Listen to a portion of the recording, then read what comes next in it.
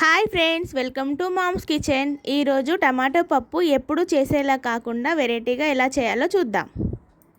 ఇప్పుడు కుక్కర్లోకి 2 టీ గ్లాసుల కందిపప్పు తీసుకున్నాను. దాన్ని కడుక్కొని వాటర్ యాడ్ చేసుకొని ఒక ఉల్లిపాయ కట్ చేసుకొని వేసుకొని 2 విజిల్స్ వచ్చేంత వరకు ఉడికించుకుందాం.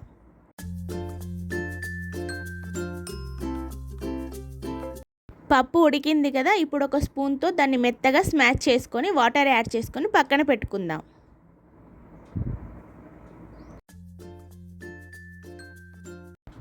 ఇప్పుడు ఒక ప్యాన్ పెట్టుకొని అందులో ఆయిల్ వేసుకొని ఆయిల్ హీట్ అయిన తర్వాత ఎండుమిర్చి, వెల్లుల్లి, జీలకర్ర, ఆవాలు, పచ్చిమిర్చి, టమాటో, కరివేపాకు వేసుకొని ఉడికించుకుందాం.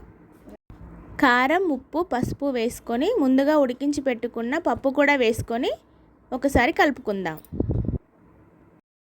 ఇప్పుడు ఒక 10 మినిట్స్ పప్పుని ఉడికించుకోవాలి. ఇలా కొంచెం వెరైటీగా చేయడం వల్ల పప్పు టేస్టీగా ఉంటుంది. ఈ టమాటో పప్పు వేడి రైస్లోకి చాలా బాగుంటుంది. ఈజీ అండ్ టేస్టీ రెసిపీ టమాటా పప్పు రెడీ. మీరు కూడా ఒకసారి ట్రై చేయండి. Like, share and subscribe.